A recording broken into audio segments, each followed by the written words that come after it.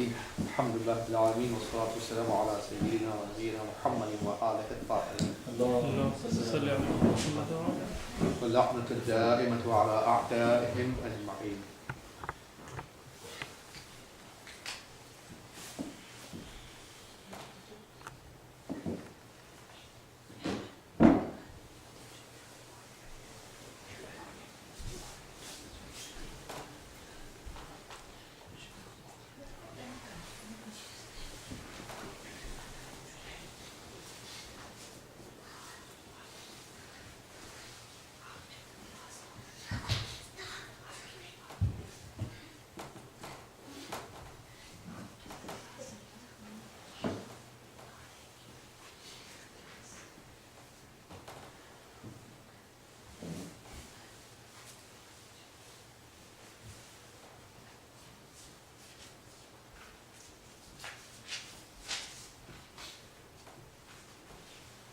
In some of the ayat of Quran, Rahmatul Khassa is mentioned, which is represented by Ar-Rahim in Bismillah ar-Rahman ar-Rahim.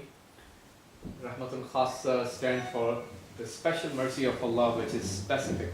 It is special and specific to the muttaqeen and pious people only, not for everyone. So in some of the ayat of Quran, the specific mercy, Rahmatul Khassa, is mentioned. Let's see. So the first example is Surah Ankabut, verse 21.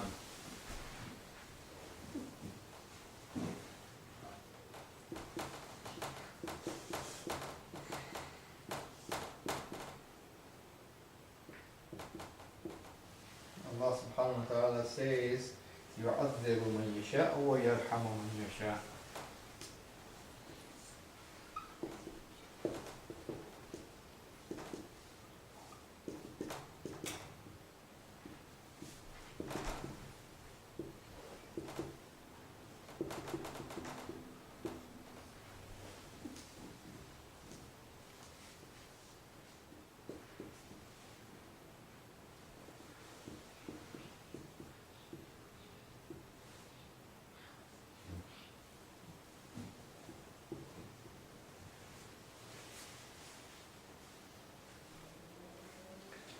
So,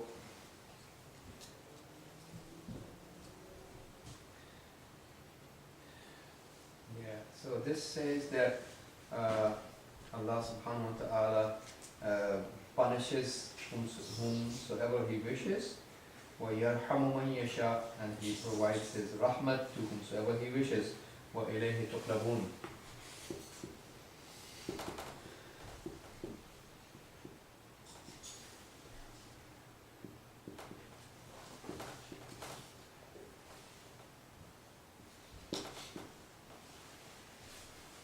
So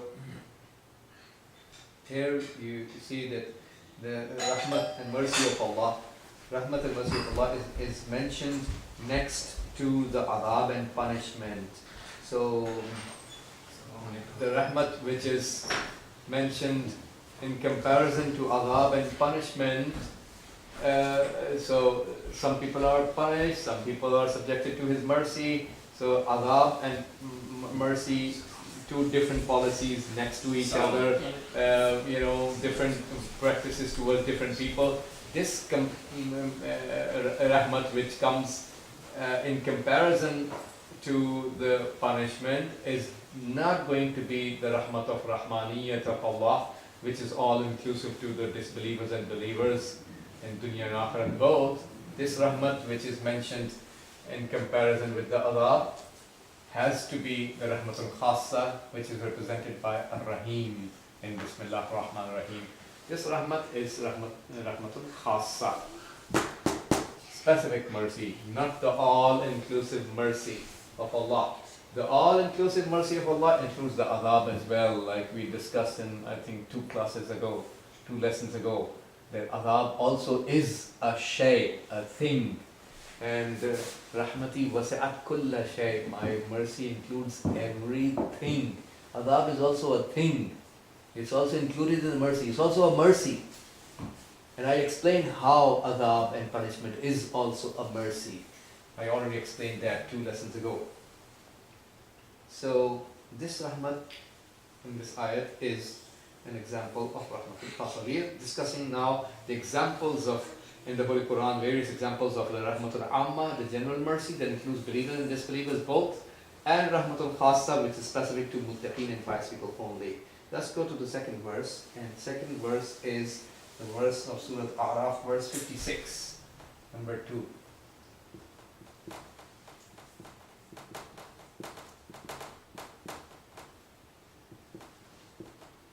Here Allah subhanahu wa ta'ala says, وَلَا تُفْسِدُوا فِي الْأَرْضِ بَعْدَ إِصْلَاحِهَا.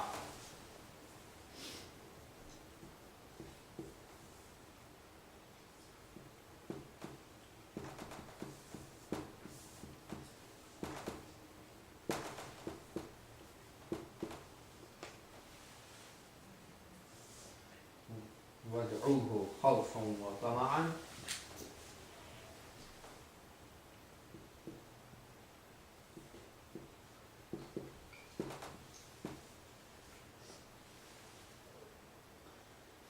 إِنَّ رَحْمَةَ اللَّهِ قَرِيبٌ مِنَ الْمُحْسِنِينَ.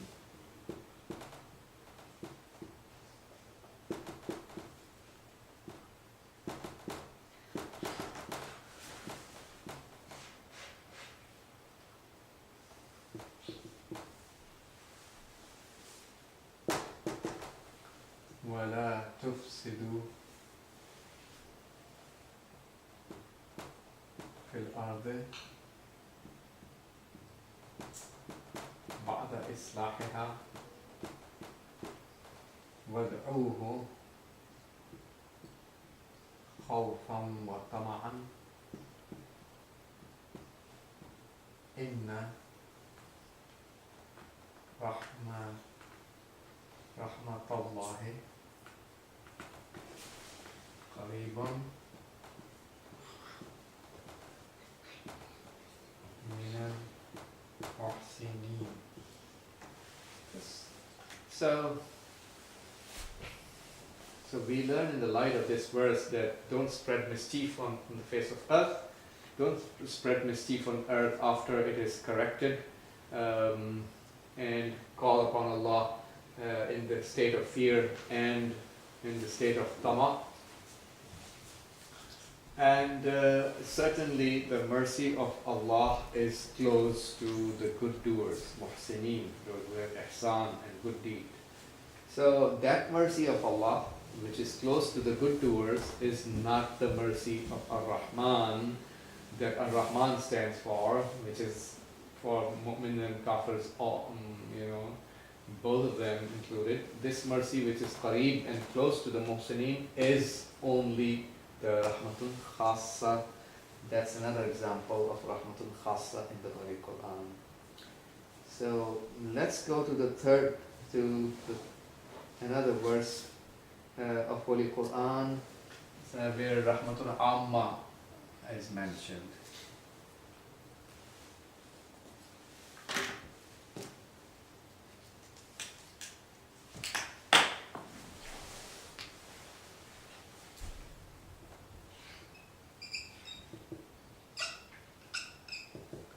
Rahmatul amma means general mercy.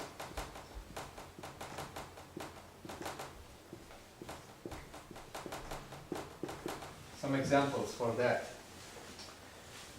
Okay, the first ayat serving as an example for the general mercy of Allah, Rahmatun Amma, that is represented by Ar-Rahman, the name Ar-Rahman. Surah Yunus, Surah Yasin, verse number 23. Number 1 is Yasin, verse number 23. Here Allah subhanahu wa ta'ala says, فَأَتَّخِذُ مِن دُونِهِ آلِهَةً.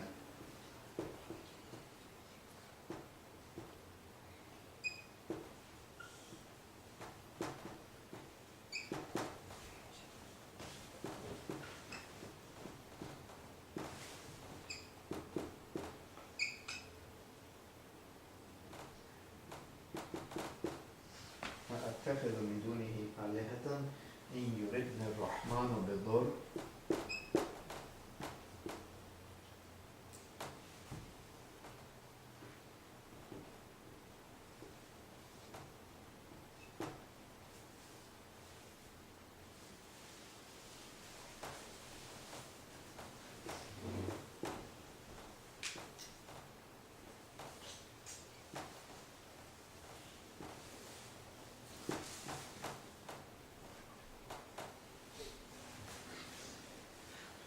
لا تغني عني شفاعتهم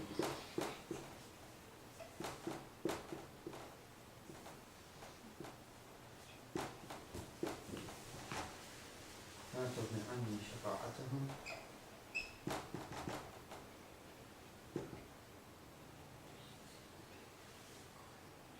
شيئا ولا ينقذون.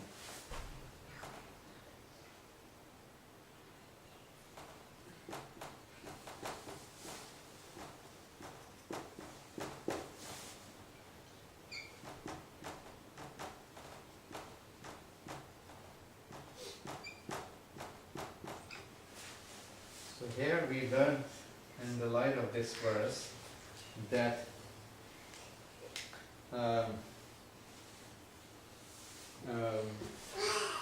should I choose other than Allah, those of the other gods, gods who, if Rahman wishes to punish me, intends dur towards me, their shafa'at and intercession are not going to help me, at all, and they cannot save me. Shall I choose those kind of gods? So, in yuridna Rahman, if the Rahman wishes towards me. So here the adab which is mentioned from Allah's behalf, Rahman's behalf, the word Rahman includes the adab. Again, when the word Rahman includes the harm and the adab coming from Allah's side for the bad doers, this adab this rahmat cannot stand for rahmatun khassa, which doesn't include the adab. The rahmatun amma, the general mercy represented by the name Ar-Rahman, is the mercy that includes the adab and punishment of Allah as well. So this ayat is an example for rahmatun amma, the general mercy of Allah. So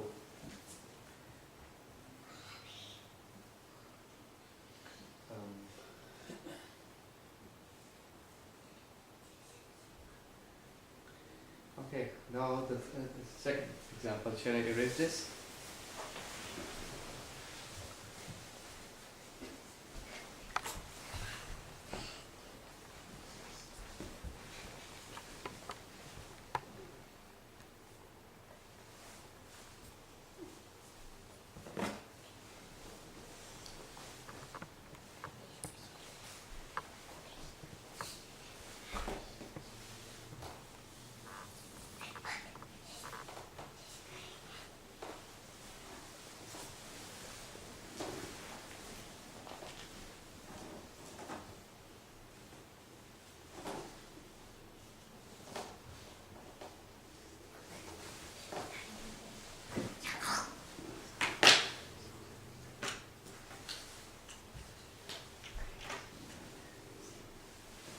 Second is from Surah Al-Rahman, verses 1 and 2.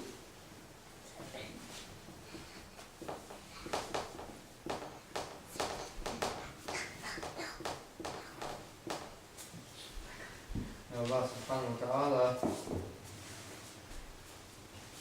says, excuse me, Ar-Rahman allama al-Qur'an.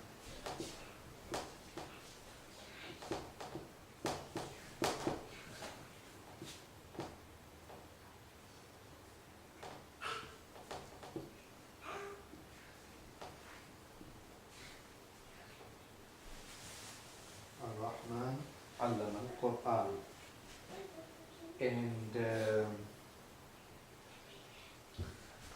And later on in Surah Al-Rahman, Allah says, هذه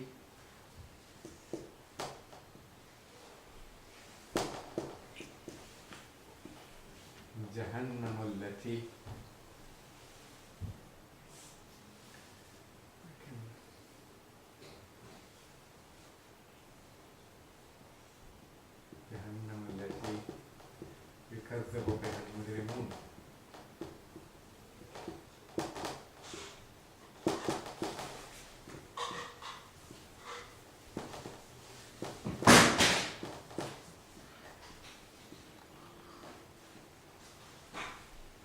التي يكذب بها المجرمون يطوفون بينها وبين حميم آن.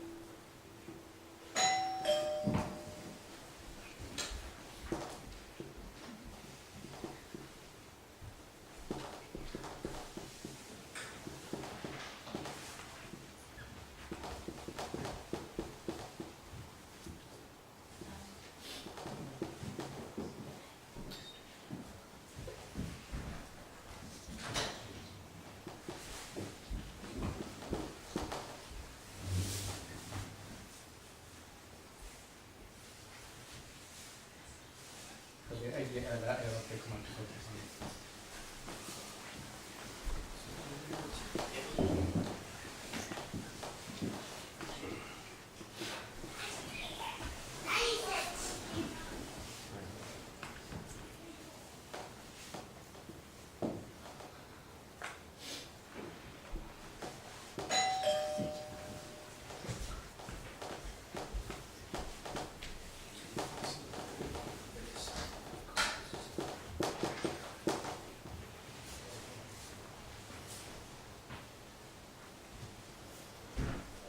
So here you can see that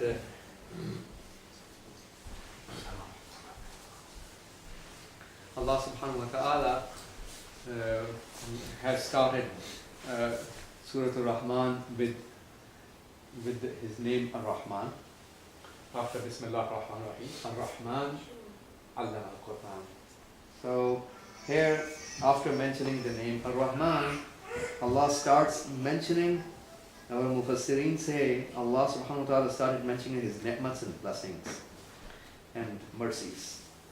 Various ni'mats and mercies of Allah are now mentioned, which includes ta'lim al-Quran, teaching of the Quran, that's one mercy, and rahmat of Allah. Right? Allah taught the Quran.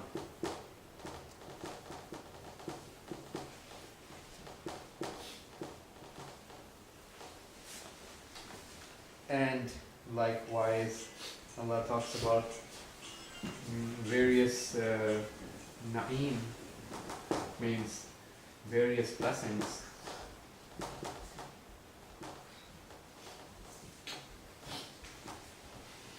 Various blessings of Allah subhanahu wa ta'ala. And likewise, Allah talks about Jahannam.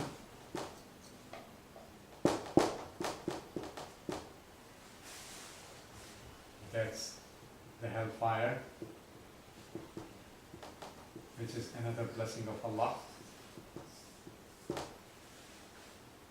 Hellfire is the blessing not only on those people who are burning in the hellfire, because this is how they get cleaned up. It's a blessing on the good doers inside the paradise to get the relief and satisfaction from the pains and sufferings that they went through because of these dwellers of the hellfire. So it's a mercy, and Jahannam is certainly a mercy of Allah. So look at Jahannam being the mercy. Allah subhanahu wa ta'ala says, هَذِهِ جَهَنَّمَ الَّتِي يُكَذِّبُ بِهَا الْمُجْرِمُونَ. This is the hell. This is hell which the criminals, deny it. يَطُوفُونَ بَيْنَهَا وَبَيْنَ حَمِيمٍ آن. Today they are circuiting, going on and off between the hellfire and its hamim. Hamim is the boiling drink of hellfire. Now they are circuiting between the hellfire and the drink. They used to deny the hellfire, now they are circuiting between the hellfire and the boiling drink of the hellfire. So which of the blessings of your Lord will you two deny? So Jahannam is also one of the blessings that we are not supposed to deny, right? So this is what our Mufassirin are saying, that this mercy mentioned, this mercy of Allah subhanahu wa ta'ala is obviously very, very clear that this is the mercy of which is Rahmatun Amma. I wrote that in the previous, before erasing Rahmatun Amma. This mercy mentioned is the Rahmatun Amma, Rahmatun Mutlaqa and Amma, the absolute and general mercy that includes everyone. So this is what is mentioned here. Now let's go to a verse of Holy Quran where there are two call and statement, whether it's Rahmatul Khasa, maybe one ihtimal, it may be Rahmatul Amma. Shall I erase this slide?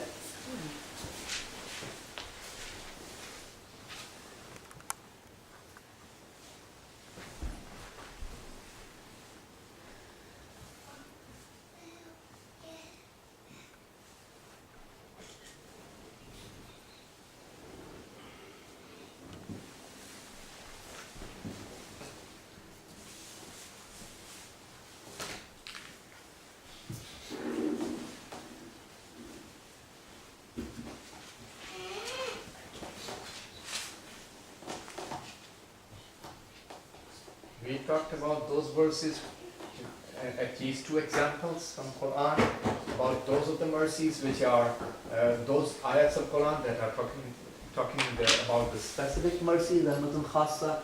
Then we talked about some of those ayats of Quran that talk about the general mercy, Rahmatun Amma. Now let's move towards that ayat of Quran which had dual possibilities and ihtimalat, dual probabilities. Here, okay, this is the verse of Holy Quran, and that is from Surah Al-An'am 147.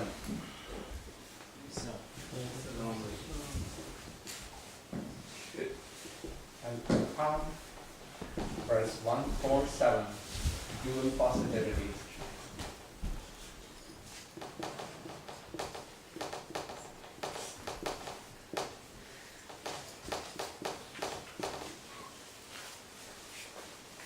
So here Allah subhanahu wa ta'ala says, فَإِن كَذَّبُوكَ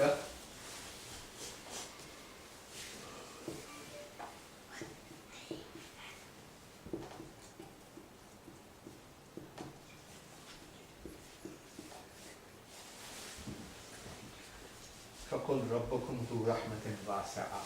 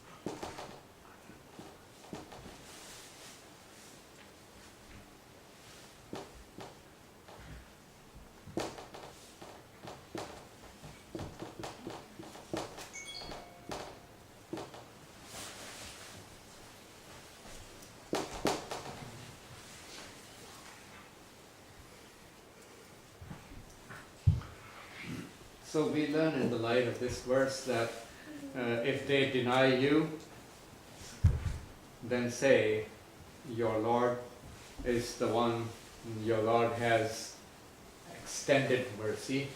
Zu Rahmat is the one having extended mercy. Zu Rahmatin Wasi'ah.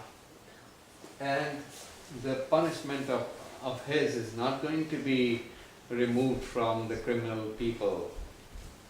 So the rahmat and mercy mentioned here, first ihtimal and probability is that the rahmat and mercy mentioned here next to the takzeeb, denial from the kafir people, and next to the punishment of Allah mentioned in the Quran towards the criminals, that mercy that comes next to the mention of takzeeb and denial and the adab and punishment of Allah has to be rahmatun mutlaqa and absolute mercy of Allah, right? That's first ihtimal. It has to be the absolute mercy.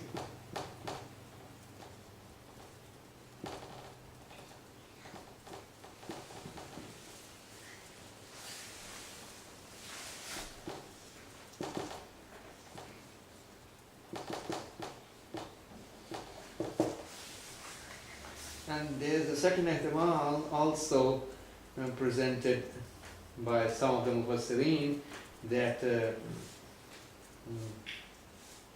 this rahmat mentioned in this ayat is actually rahmatun khassa, the specific mercy to the doers only. Um, um, um, so, because they say that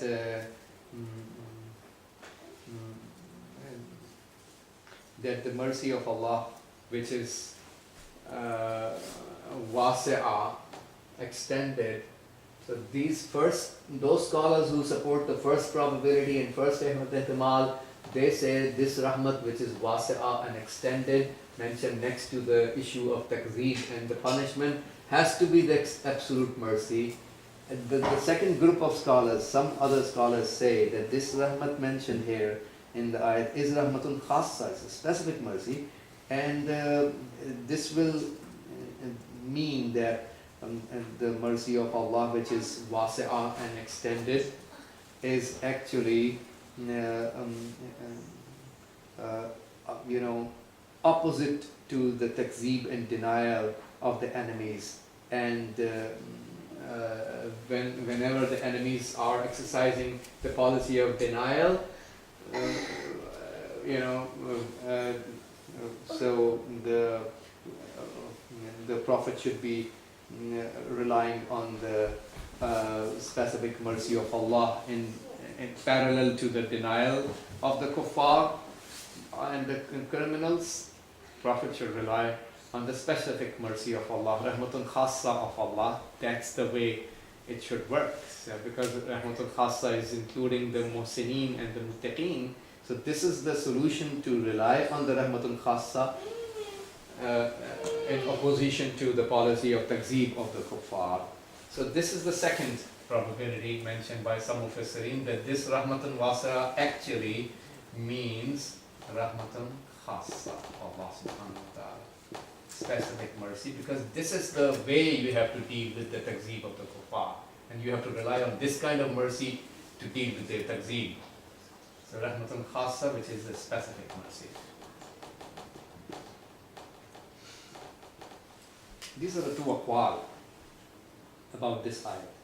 So we talked about 2 ayats of Quran for rahmatun amma, and I think 2 ayats of Quran about rahmatun khassa, and 1 ayat of Quran where both the probabilities are mentioned by different scholars. So the punishment for the deniers or people who are doing takzeeb, that's absolute mercy? No, not punishment. No. They are people who are denying the Holy Prophet, right? Yeah. So when they are doing denial, Prophet is relying on the rahmatun khassa of Allah. He has nothing to lose. He has the rahmatun khassa on his side. Because he has rahmatun khassa on his side, he has nothing to lose. Even if they exercise the policy of denial towards him, Prophet is subjected to the rahmatun khassa. That's the way he has to deal towards the degree. But the absolute mercy. Those who believe that it's absolute mercy, obviously, see the word of the ayat says, Zu rahmatin wasi'ah. So Allah, your Lord, is the one who has the extended mercy. So they say extended mercy is the mercy that includes mu'mins and kafirs both, and that extended mercy is the absolute mercy. Rahmatun amma and mutlaqa, absolute mercy, that's what is mentioned in the ayat of Quran, in that their call and statement. So they are not saying, go ahead. So in this absolute mercy, they are not saying this is for Prophet? No, absolute mercy includes everyone, mu'min and kafir both. But in this ayat, like they said, because they deny the Prophet, so he enjoys absolute mercy. If they deny you, say. That means Allah is commanding the Prophet, commanding the Holy Prophet to say, your Lord is Zu Rahmatun Wasi'ah. For whom? For Prophet or for? For Prophet or people who are denying? No, the Prophet would say that whether they accept it or they don't accept it. They are not accepting Prophet statements anyways. But when they deny, Prophet says that, say your Lord has rahmatan wasi'ah. And his punishment is not going to be removed from the criminal people. So the first call of the Mufassirin says that this is rahmatun amma. They say when rahmat is mentioned in a way that includes the punishment, Yeah. that rahmat is the rahmatun mutlaqa that includes the punishment. That If is it was my rahmatun khassa, it will not include punishment. Rahmatun khassa, the opposite to that, remember we studied before 2 classes ago, the rahmatun khassa's opposite is ghadab and sakhat of Allah. The wrath and the anger of Allah is the opposite of rahmatun khassa. Rahmatun mutlaqa and amma, the opposite of that is adam, non-existence. So in second call, this mercy is talking about Prophet or whom, because it's saying Prophet will rely on that mercy. Allah, I'd say your Lord is one having extended mercy. Now extended mercy, according to this call, is the rahmatun khassa, because this is what Prophet is supposed to rely on. This is what Prophet is going to rely on in the case when they are doing takzeeb. He will rely on the rahmatun khassa, he is fine, he is safe. okay. This is how the second call and statement says.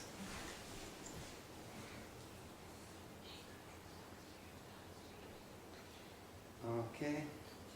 Now, so this is, we talked about 2 ayats about Rahmatul Khassa, 2 ayats about Rahmatul Amma, 1 ayat where there are 2 ihtimalat, 2 different mufassirin. Now let's go to another ayat of Quran which 1 ayat includes both types of rahmat. Can I erase it?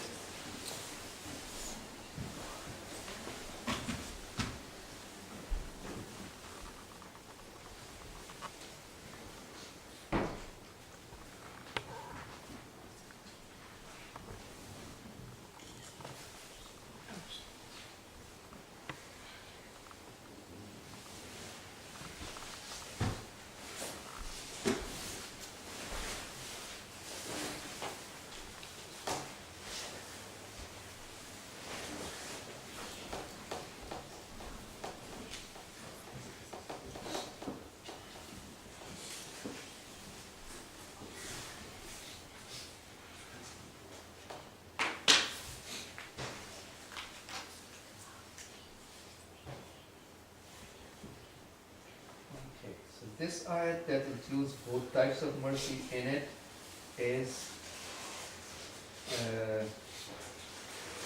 Surah Araf, verse 156.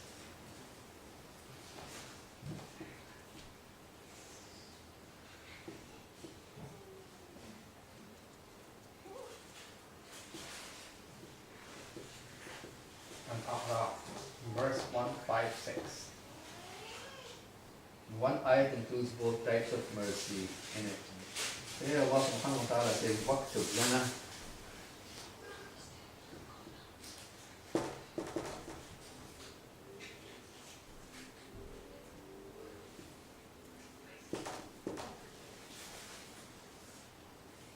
في هذه الدنيا حسنة. Oh, this is very big ayah. Yeah. You wanna write it down? No, it's,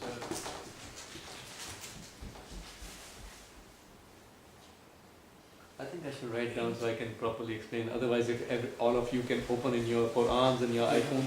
yeah, we have. Everyone has it Yeah, we have in front of you? Yeah, But also, That's easy surah because we is? have more time to explain. 156. Yeah. No, surah number Al-A'raf.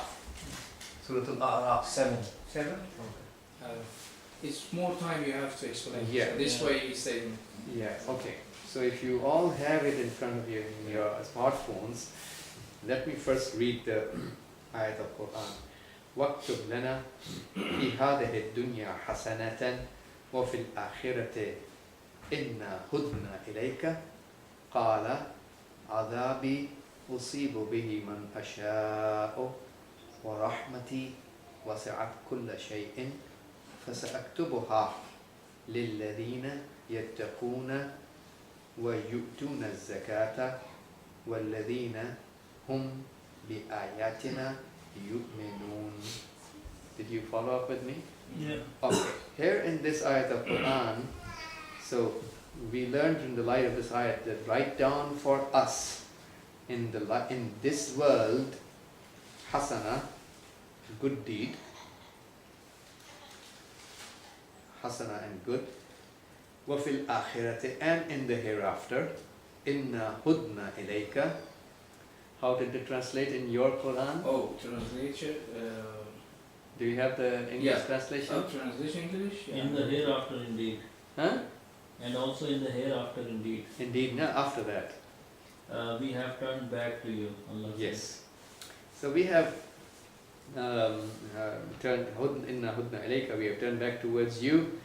Qala adabi, Allah said, my punishment usibu bihi man asha'u, I will inflict upon the one I wish. Wa rahmati wasi'at kulla shay'in, and my mercy extends over everything.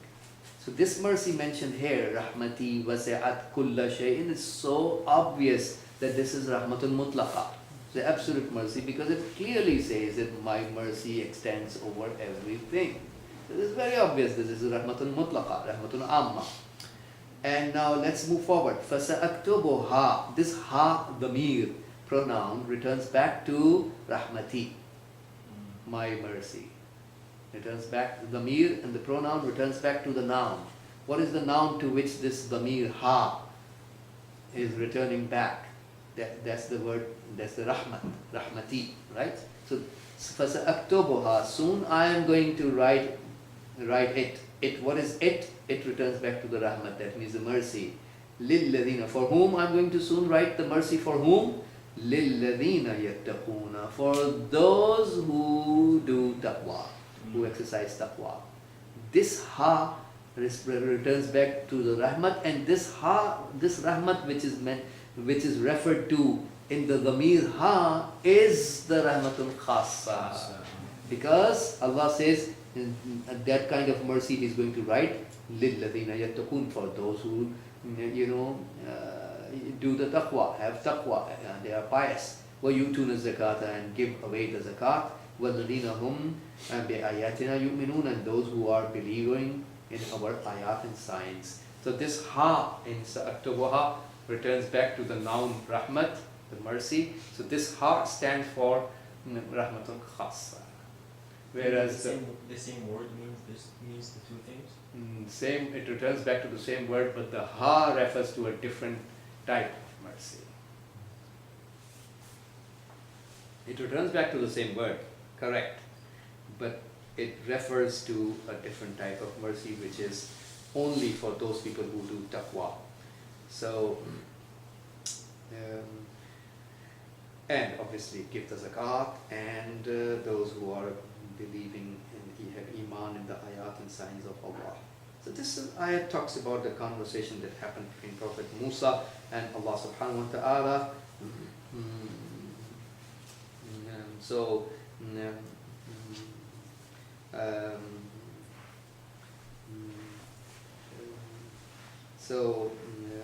Here three principles, our scholars say the three principles we learn in the light of this verse of Quran. So the adab of Allah,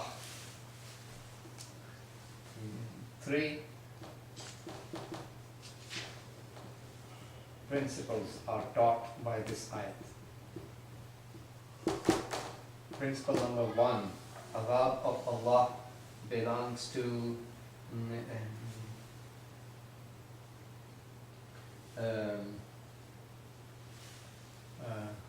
punishment of Allah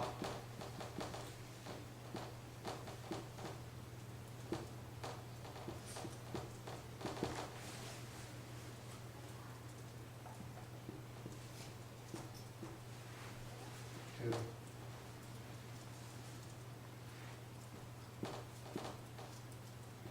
specific people based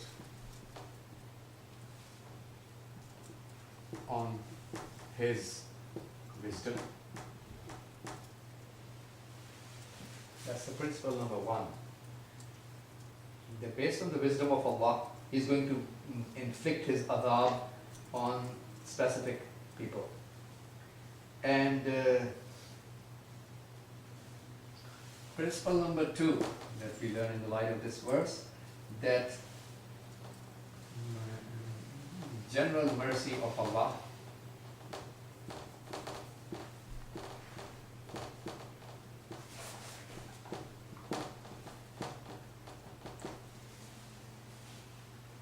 includes everything.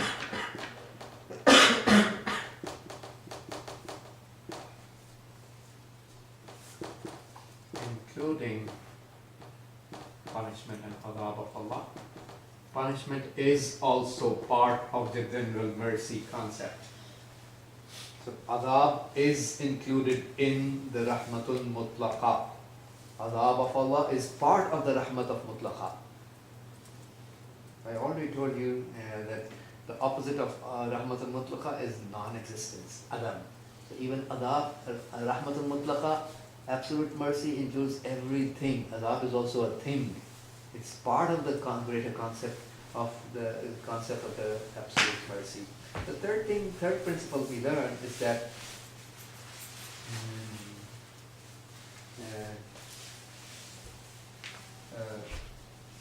Allah subhanahu wa ta'ala provides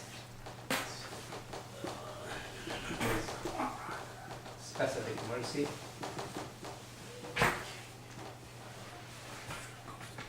to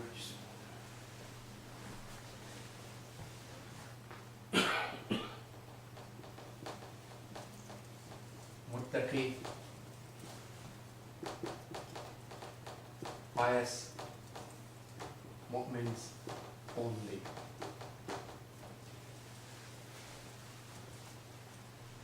And that refers to specific mercy, which is rahmatun khassa. These are the three principles that we clearly learn in the light of this verse. That mercy which is only for the lilladina yattaqoon. Sa'aktubuha lilladina yattaqoon. I'm soon going to write it. Right? It means the mercy. I'm soon going to write the mercy for those who do taqwa and give the zakat and believe in our ayat and signs. That rahmat has to be khas and specific. It's not going to include the criminals and disbelievers. So this is the rahmatun rahimiyya of Allah subhanahu wa ta'ala. Now, shall I erase this?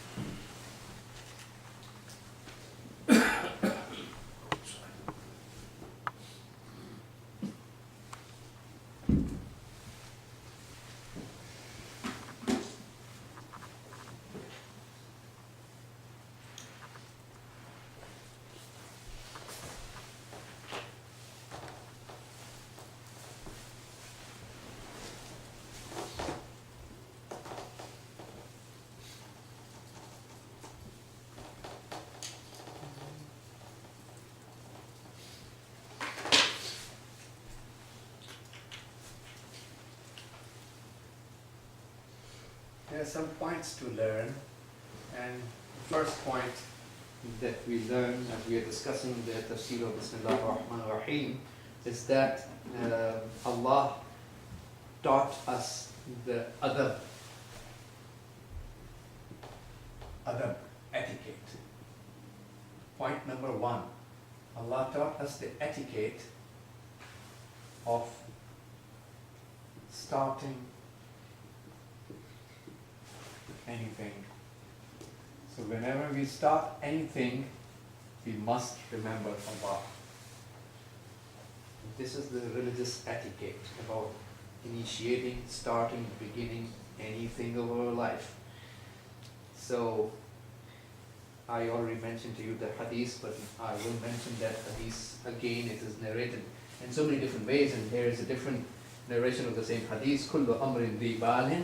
Prophet has said in his famous hadith, kullu amrin ذي بال, every thing of importance, لم يبدأ فيه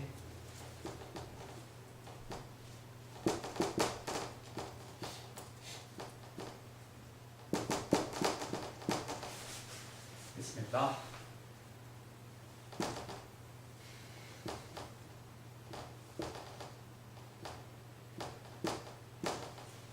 لم يبدأ فيه بسم الله فهو أفضل.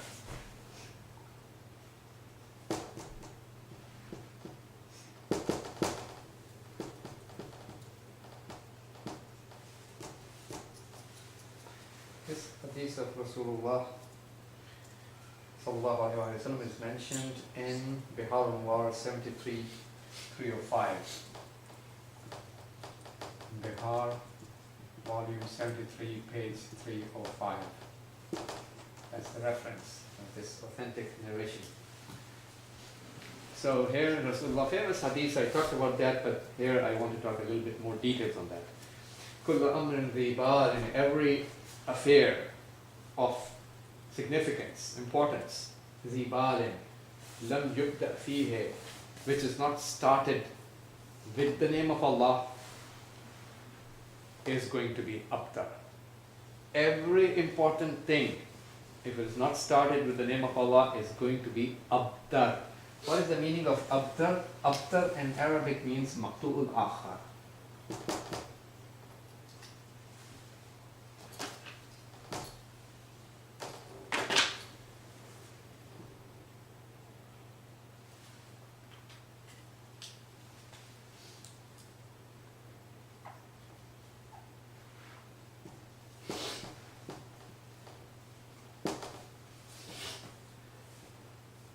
Maqtu'ul akhar. Yeah. This is the same after of Surah Kausar, like The that same after. word. It's the same word, yeah. Maqtu'ul akhar. Maqtu'ul akhar. Maqtu'ul akhir, sorry, not akhar. Akhir. There's a difference between akhar and akhir. This is akhir. Maqtu'ul akhir. Maqtu'ul akhir means broken end. Broken at the end.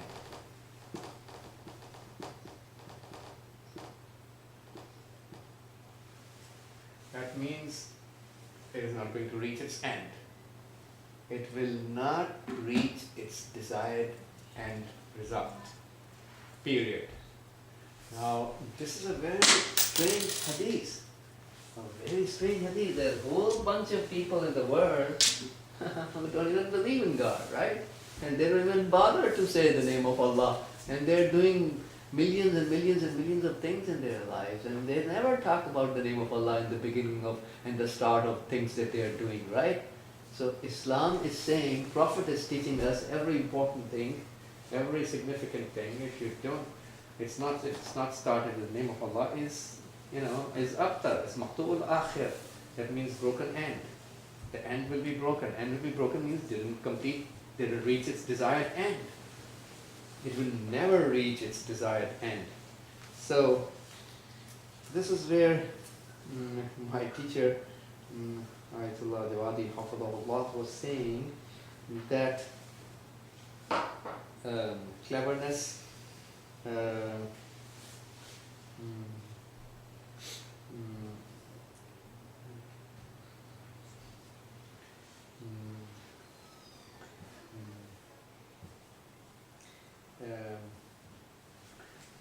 if the cleverness of the person if the genius of the person is not taking him to follow the Islamic policy, this cleverness is what in Arabic we call fitanatun batra, incomplete cleverness. So no matter how genius you may be in the rest of the things of your life, from the Islamic values perspective, and when you start something significant and important and you don't remember Allah, this cleverness is incomplete, broken at the end. Cleverness is never going to lead you towards the desired result. The desired result will never be achieved. Something where the desired result is achieved. See, when you are called successful, you are successful when you achieve the result that you were pursuing in your life, right?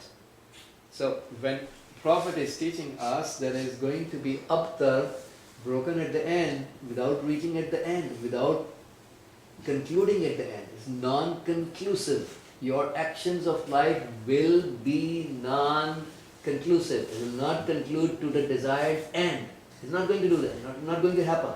When you could not reach the desired end result, what does it mean? I mean, you are a failure. You are not successful, right? So you're not going to be successful from the Islamic perspective. You're not going to be successful. Success is defined when you reach the hadaf and goal, the desired goal. If you achieve the desired goal, that's where we call you a successful. When you are unable to achieve the desired goal, you can never be classified as a successful individual from the Islamic perspective. So for any action to be, my teacher said, for any action to be successful, two things are needed.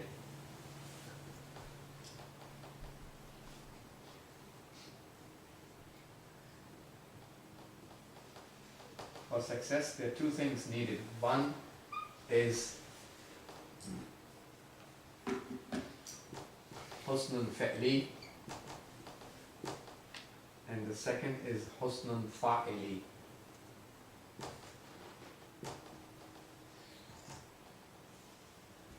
Husnun fi'li means, there's a very important point, please pay attention. Husnun fi'li means the fi'l and action that you are performing, the action itself must be hasan and mustahsan, something considered to be quote-unquote good in the eyes of Allah subhanahu wa ta'ala. Action itself has to be good in order for Islamic values to call you a successful individual in your life. For whatever you may be doing in your life, the action itself has to be classified as good in the eyes of Allah. And haqq. You are pursuing something which is haqq and good, considered to be hasan and good in the eyes of Allah. Hasan means good. And for the success, the second point needed is husnun fa'ili. Husnun fa'ili means the doer should be doing it with ikhlas and sincerity towards Allah, which requires tibun nafs and taharatun nafs. Tibun nafs means cleanliness of the soul. When your soul has cleanliness and tawajjuh and attention towards Allah, and that you are pure enough to pay attention towards Allah before starting your action, and you are pure enough to do it sincerely for the sake of Allah before making your action, and throughout the action you have ikhlas, in that case you have husnun fa'ili. That means something, now the doer, fa'il means the doer, now the doer is categorized to be a good person in the eyes of Islam. When do you become a good doer? How you become a good doer? When you have the tibun nafs. That means your soul has that level of purification that you remember Allah before doing the action and throughout the action, and you do your action only for the sake of Allah. Then you are categorized to be quote-unquote a good doer. That's the second component for the success of an individual. First component is related to the fi'l and action that you are performing. Second component of success in the Islamic phenomenon of success is the doer should have taharat and tibun nafs and ikhlas towards Allah. First component is the action that you're doing has to be haqq and categorized as good in the eyes of Allah. When you combine these two things, then you are called a successful individual. Sa'id. In Arabic term, we call it Sa'id. Sa'ada. Sa'adat. Sa'adat man, how we say in Farsi. Sa'id. So you are called Sa'id and successful from the Islamic perspective when you combine these two things. So any person, my teacher said, who fails to have any of these two factors is not successful. So both are needed for a person to be successful. If somebody performs a batil act by saying Bismillah ar-Rahman ar-Rahim, that's not going to, we cannot deceive Allah, come on, we can deceive our own selves. If I'm performing, God forbid, a haram act, a batil and falsehood based act, because and so this batil and falsehood based action is not going to become halal just because I said Bismillah, and not going to earn the rida and pleasure of Allah and earn me success from God's behalf just because I said Bismillah, because the action is already clarified by Allah that is haram, right? It's batil. So doing the action which is batil is not going to be conclusive, is not going to conclude towards the desired result. If the action was good, but I didn't remember Allah and didn't do it for the sake of Allah with ikhlas, because I didn't have that tibun nafs and that level of purification of the nafs to remember Allah before the action and throughout the action and do it for His sake only, I didn't have that. So just because the action itself was good is not going to make me successful either. Both factors are needed for a person to become Islamically successful. Now we are empowered to learn the hadith of the Prophet. The ayat of Quran. Let me erase this and write down the ayat of Quran, which we will now understand after this description.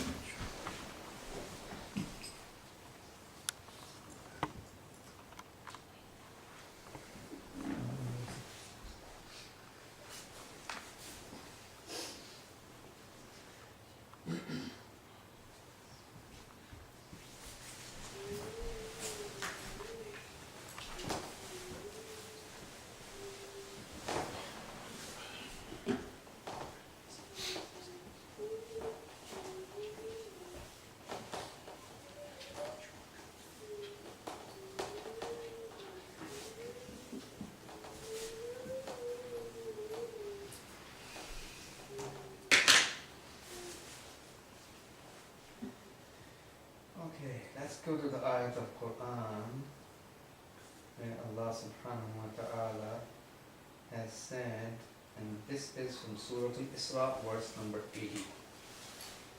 Al-Isra.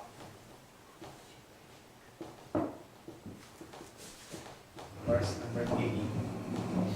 Where Allah subhanahu wa ta'ala, now we can understand the ayat of Quran better. وَقُلْ رَبِّ أَدْخِلْنِي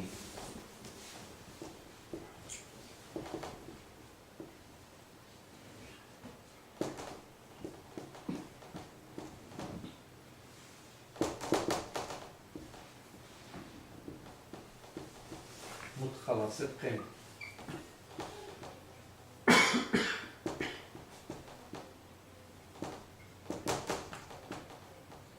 وأخرجني مخرج صدق.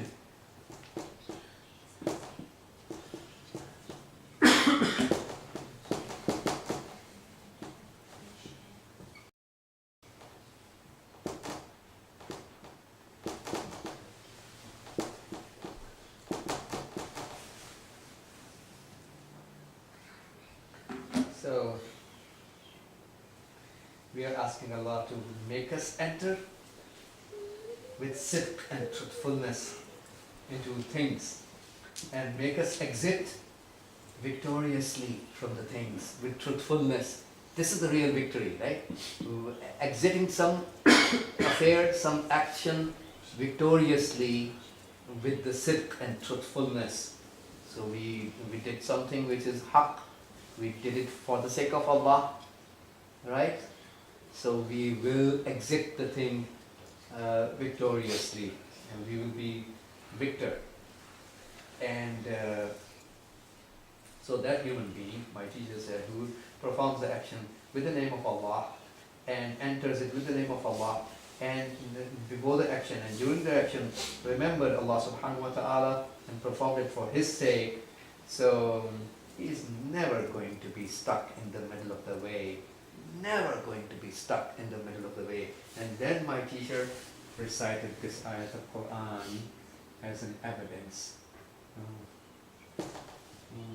why we will never be stuck in the middle of the way, because we learn from the Holy Quran, وَمَنْ يَتَّقِ اللَّهَ يَجْعَلْ لَهُ مَخْرَجًا. وَمَنْ يَتَّقِ اللَّهَ وَمَنْ يَتَّقِ اللَّهَ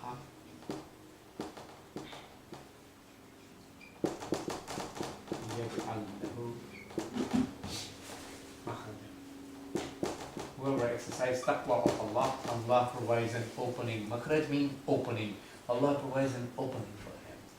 So he will never get stuck. Once you start something with the name of Allah, and you remember Allah in the beginning and throughout the action, and you are doing it for the sake of Allah with ikhlas, you will never get stuck throughout the action, because Allah never leaves the muttaqi people alone. He will always provide an opening. No matter the whole world can be stuck and against you, Allah will still provide opening for you. وصلى الله على سيدنا ونبينا محمد وآله الطاهرين. اللهم صل على محمد وآل محمد